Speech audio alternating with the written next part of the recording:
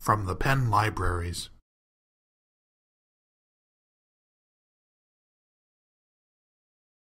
So the course that I teach is anatomy and physiology, or it has been anatomy and physiology. And I teach this course in the nursing school. And primarily the students who enroll in the course are required to be there because it's part of the nursing curriculum. And having said that, I'll say that historically I have taught anatomy and physiology.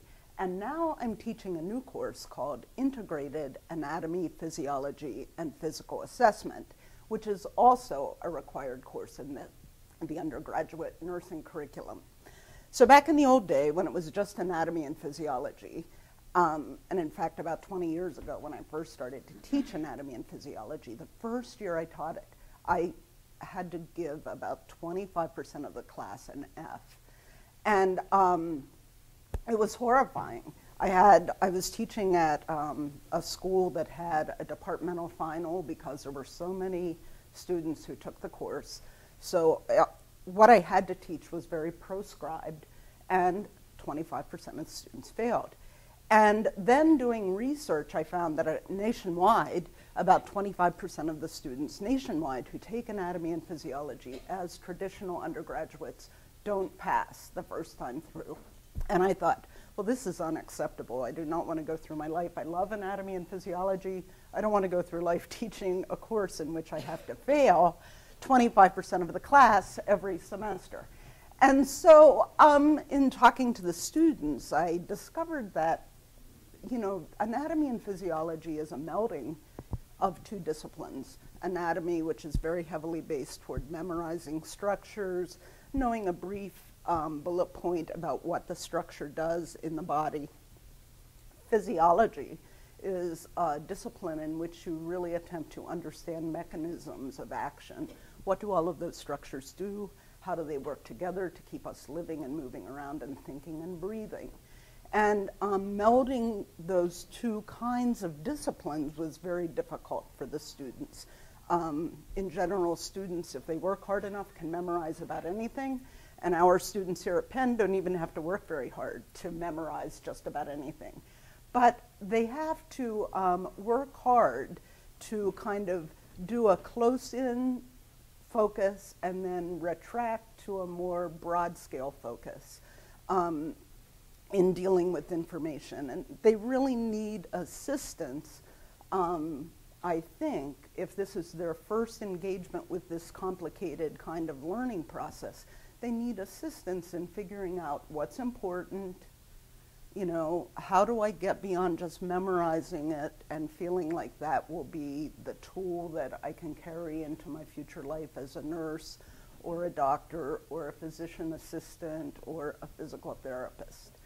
And so I first created study guides to help them begin to make that jump from, you know, going beyond memorizing to see how things fit together into a bigger picture. And I'm just putting up, you know, like one brief little snippet of a study guide that I'm currently using because we're studying the respiratory system. But the first 25 questions in the study guide may have dealt just with the anatomy components of the material that they were reading in their textbook. And the questions go from being very kind of broad, define the terms ventilation, external respiration, and internal respiration. It's a very broad term. And then within that, within a series of questions that I may develop about a broad area in the content, I will throw in more specific details, again, helping them with this broad scale, then focus, and coming back to broad scale. The study guides universally, in course evaluations, my students universally say, these are the best thing ever. And I think it seems to them to be the best thing ever because it helps them learn the parameters in which to move around and develop their own thinking and knowledge base within the course. Now that I'm teaching integrated anatomy, physiology, and physical assessment, I'm co-teaching a course with two of the nursing faculty in the School of Nursing. And we're integrating not just anatomy and physiology, as I have always done before, but now we're integrating that into the discipline of nursing in a very specific way. And last semester, I co-taught the course for the first time, and my co-teacher had never used study guides. And in fact, she didn't think there was any value to a study guide. And I have to say that by the end of the semester, she said, oh yeah, these are really great, and I want to add questions to the study guides for our next semester of the course. And so I just have to reinforce that they're a great tool. I didn't consider them technology, but Anu explained that they are low-tech technology, and I think that they're very effective. Now that we're teaching this integrated course, one of our bylines for what we're trying to do is we're trying to do situated learning.